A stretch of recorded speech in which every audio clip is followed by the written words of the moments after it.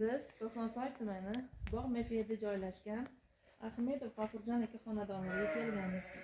Ushbu xonadonga Agrobank ATB Kosonsoy tumani filiali tomonidan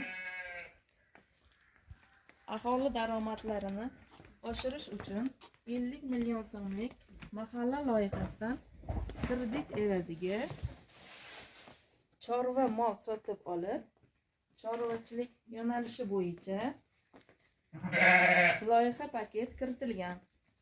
Ushbu xonadon chorvachilik faoliyati bilan shug'ullanadi hamda aholini mehnat bilan band qilingan. Shu orqali 2 nafar fuqaroni ish bilan ta'minlangan. Oyiga 4-5 million daromad olib, hozirda yiliga 50-60 million daromadga chiqilgan.